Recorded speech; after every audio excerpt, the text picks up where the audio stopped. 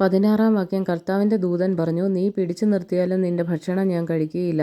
എന്നാൽ നീ പാകം ചെയ്യുന്നെങ്കിൽ അത് കർത്താവിന് ദഹനബലിയായി അർപ്പിക്കുക. കർത്താവിൻ്റെ ദൂതനാണ് അവനെന്ന് മനോവ അറിഞ്ഞിരുന്നില്ല. ചോദ്യം. പാകം ചെയ്യുന്ന ആട്ടിൻകുട്ടിയെ ഏതു ബലിയായി അർപ്പിക്കാനാണ് കർത്താവിൻ്റെ ദൂതൻ മനോവയോട് പറഞ്ഞത്? ഉത്തരം, ദഹനബലിയായി. 17-ാം വാക്യം. അവൻ കർത്താവിൻ്റെ ദൂതനോട്, നിന്റെ പേര് എന്ത്? നീ പറഞ്ഞത് സംഭവിക്കുമ്പോൾ ഞങ്ങൾ നിന്നെ ബഹുമാനിക്കണമല്ലോ എന്ന് പറഞ്ഞു. ദൂതൻ അവനോട് ചോദിച്ചു. 18-ാം വാക്യം. എൻ്റെ പേര് അത്ഭുതകരമായിരിക്കെ നീ അത് ചോദിക്കുന്നത് എന്തിന്?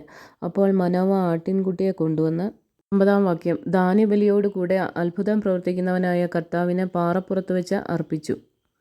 ചോദ്യം. കർത്താവിൻ്റെ ദൂതനോട്, നിന്റെ പേര് എന്ത്? നീ പറഞ്ഞത് സംഭവിക്കുമ്പോൾ ഞങ്ങൾ നിന്നെ ബഹുമാനിക്കണമല്ലോ എന്ന് പറഞ്ഞ മനോവയോട് ദൂതൻ ചോദിച്ചതെന്ത്? ഉത്തരം, എൻ്റെ പേര് അത്ഭുതകരമായിരിക്കെ നീ അത് ചോദിക്കുന്നത് എന്തിന്? ചോദ്യം. എപ്രകാരമാണ് മനോവ കർത്താവിന് ബലിയർപ്പിച്ചത്? ഉത്തരം, മനോവ ആട്ടിൻകുട്ടിയെ കൊണ്ടുവന്ന് ധാന്യബലിയോടുകൂടെ അത്ഭുതം പ്രവർത്തിക്കുന്നവനായ കർത്താവിന് പാറപ്പുറത്ത് വെച്ച് അർപ്പിച്ചു. 20-ാം വാക്യം. ബലിപീഠത്തിൽ നിന്ന് അഗ്നിജ്വാല ആകാശത്തിലേക്ക് ഉയർന്നു. മനോവയും ഭാര്യയും നോക്കി നിൽക്കെ കർത്താവിൻ്റെ ദൂതൻ ബലിപീഠത്തിലെ അഗ്നിജ്വാലയിലൂടെ ഉയർന്നുപോയി. അവർ നിലത്ത് കമിഴ്ന്നു വീണു. ചോദ്യം. മനോവയും ഭാര്യയും നോക്കി നിൽക്കെ ബലിപീഠത്തിലെ അഗ്നിജ്വാലയിലൂടെ ഉയർന്നു പോയതാര്? ഉത്തരം, കർത്താവിൻ്റെ ദൂതൻ. 21-ാം വാക്യം. അവൻ മനോവയ്ക്കും ഭാര്യയ്ക്കും പിന്നീട് പ്രത്യക്ഷപ്പെട്ടില്ല. അത് കർത്താവിൻ്റെ ദൂതനായിരുന്നെന്ന് മനോവയ്ക്ക് വ്യക്തമായി. 22-ാം വാക്യം. മനോവ ഭാര്യയോട് പറഞ്ഞു, ദൈവത്തെ കണ്ടതുകൊണ്ട് നാം തീർച്ചയായും മരിക്കും. 23-ാം വാക്യം. അവൾ പറഞ്ഞു, നമ്മെ കൊല്ലണമെന്ന് ഉദ്ദേശിച്ചിരുന്നെങ്കിൽ കർത്താവ് നമ്മുടെ കയ്യിൽ നിന്ന് ദഹനബലിയും ധാന്യബലിയും സ്വീകരിക്കുകയോ ഇക്കാര്യങ്ങൾ കാണിച്ചു തരികയോ അറിയിക്കുകയോ ചെയ്യുമായിരുന്നില്ല.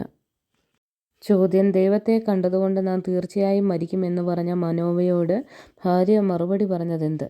ഉത്തരം, നമ്മെ കൊല്ലണമെന്ന് ഉദ്ദേശിച്ചിരുന്നെങ്കിൽ കർത്താവ് നമ്മുടെ കയ്യിൽ നിന്ന് ദഹനബലിയും ധാന്യബലിയും സ്വീകരിക്കുകയോ ഇക്കാര്യങ്ങൾ കാണിച്ചു തരികയോ അറിയിക്കുകയോ ചെയ്യുമായിരുന്നില്ല. 24-ാം വാക്യം. അവൾ ഒരു പുത്രനെ പ്രസവിച്ചു. സാംസൺ എന്ന് അവന് പേരിട്ടു. കുട്ടി വളർന്ന് കർത്താവ് അവനെ അനുഗ്രഹിച്ചു. ചോദ്യം. മനോവയുടെ പുത്രൻ്റെ പേരെന്ത്? ഉത്തരം, സാംസൺ.